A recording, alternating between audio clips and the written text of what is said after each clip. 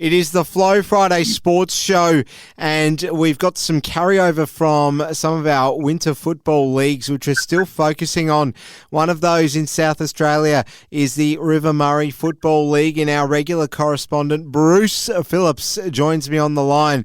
Lovely to be back with you, Big Brucey, to talk all things River Murray football as we head into grand final territory this Saturday. You must be pretty excited, particularly after that big prelim on the weekend just gone. G'day there, Ellison. Oh, what a big week in River Murray football. You've got to get excited, Ella. It's a huge week in River Murray football. The biggest week you've seen, the grand final, and it should be an absolute beauty between the Jervois Bloods and the Mypolonga Tigers. They have taken all before them from fifth spot, and they're going to challenge the undefeated Jervois in the home of the rural city at the Ramblers Footy Club on Lemessurier Avenue.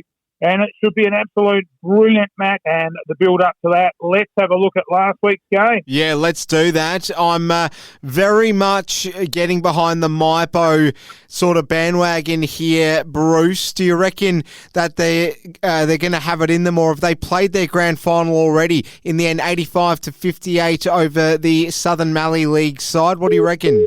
Oh, yeah, great week it was. And Mypolonga set that up with a win in the preliminary final, Ellis, and let's have a look at those scores. Southern Mallee Suns, they went in the favourites in this match, and at quarter time, Mypo led 2-3 to 1-3. At half time, Mypolonga had stretched that lead a little, and it was a good quarter by the Southern Mallee Suns to level it at half time in the end. 3-11 with some poor kicking to Mypolonga 4-5, and it was the third quarter, the old saying, the premiership quarter, where Mypo kicked 5 goals to the Southern Mallee Suns 2, to be 9 goals, 6-5, 12 at the last change, and the final term, Mypo ran home with 4 goals to 2 to win 13-7, 85 to the Southern Mallee Suns 7-16, 58, and out in straight sets the Southern Mallee Suns, and setting up Mypolonga going into a grand final. They named as their best players Jack Klasky, Riley Robinson and Todd Howson, and for the Southern Mallee Suns they named Brett Peterson,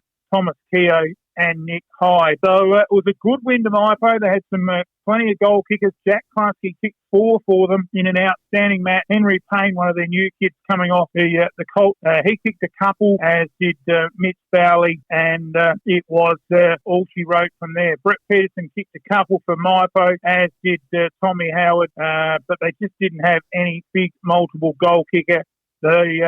The Southern Mallee Suns. So a good win to Mypolonga, setting them up for a grand final berth with Jervois. Let's have a look at the reserves last week, and in the reserves it was the age-old stages going at it in the reserves, and it was a great competition. Jervois 13-12-90 defeated Mypolonga on 7-6-48. There wasn't a lot in it at half time, but Jervois had the legs and got the points to play in this year's grand final in the reserve versus Imperials. So that should be an absolute ripper. Imperials taking on Jervois in the reserve. In the under-18 competition, of course, this year going to the new format of under-18s instead of under 17.5. And last week in the preliminary final, it was Imperials getting the chocolates 10-17-77 to Tail and Bend 6-5-41. The margin in the end there, 36 points in favour of Imperials. So Imperials doing quite well in the lower grades, getting all through to the grand final. In the under 15.5, of course, new age in this level as well this year, going from under 15 to under 15.5. And in the under 15.5 preliminary final, it was a ripper. Tail and Bend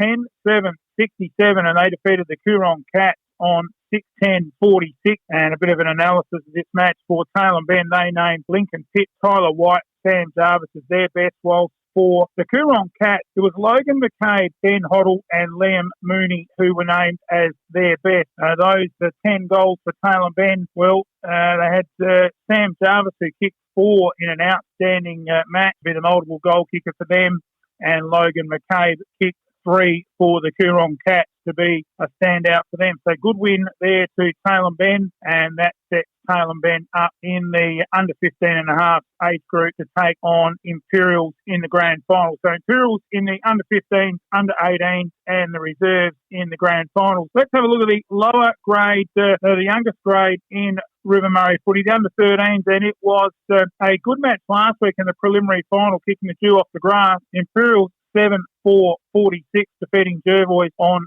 2-8-20.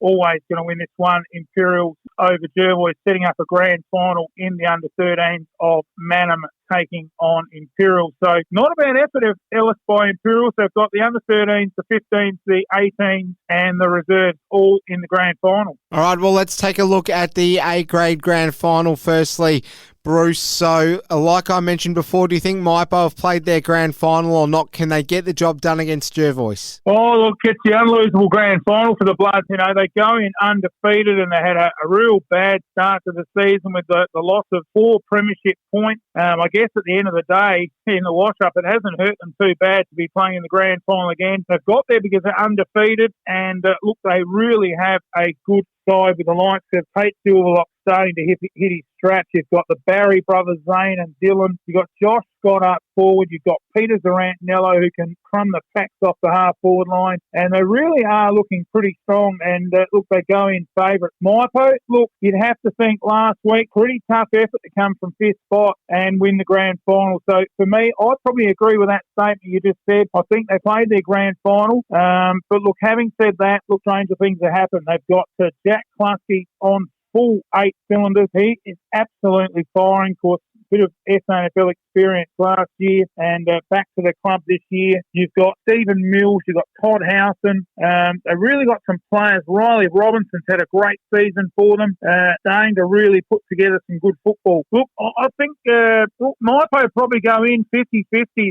They're in good winning form. They take it all in there with them. I'm going to go the upset. I just feel Jervois with that undefeated tag on their back. I reckon Mypolonga might just get the points, but see, they'll have to put someone on and stop Josh Scott up forward for them to do that. Look, it's in the enclosed little ground there at Lemessurier Oval in Murray Brisbane. Huge crowd. I just think the Tigers can get the job done, and it'll be a close one. Don't you worry about that. 1-10 in favour of the Tigers. All right. How do you see the rest of the day going, Bruce, as far as the other grades go? Well, the reserves, it'll be the old foe Imperials and Jervois. And gee, these two clubs have played in plenty of these in the last few years, and both have been the recipients of some flags, and nothing has much changed. There's no doubt about that. Look, Imperials have got some class in that side. Blokes like Ash Temby, he's played nearly 400 games. The bloke is just the fittest bloke in Murray Bridge, and when you're throwing guys like James McLaren and a couple of other experienced players, Johnny Vogan, Clint D. Michelle, Grant Hansen, they probably go in the favourites. But look, a lot hangs over. I haven't heard a result whether both the Love boys are playing. I did hear one was going to the tribunal. I'm not 100% sure what's happened with the fallout of that from last week's match. I don't have that information, but look, the Love boys are playing. I think Jervois will probably get the points. But if one of those ain't playing, it takes a big hole out of the Blood side, and Imperials would probably go in favourite. So a lot hangs on that decision, but for me, I'd probably stick with Jervois if the Loves are both playing. But it should be an absolute ripper in the B grade. In the under 18 competition, well, this will be another great game. It's usually the pick on grand final day, the under 18 competition. Fairly open game of footy generally, and this one will be Mypolonga taking on Imperials. And look, both these sides have taken all before them. Mypolonga have got some good players in their side, and they'll certainly go in fairly confident in this match. At Ramblers, it should be pretty even.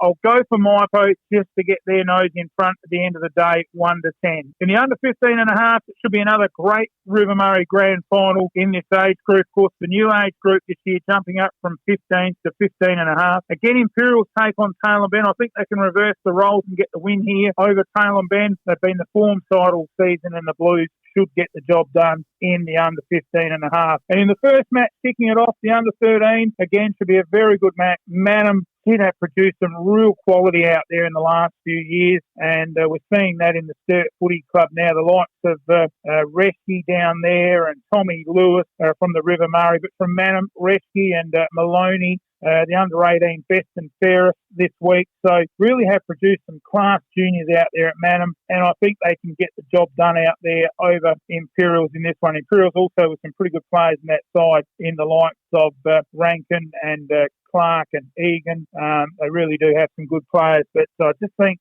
in the under-13 Manham can get the job done. Of course, during the week was the male medal for the River rounding it out, and a good win to Alexander Stitterford from the Coorong Cat, and he was not expecting to win that, I don't think. And I think if we play the tape back from last week, the flow man there, right on the money, picking Stitterford. So he must have known something that I didn't know.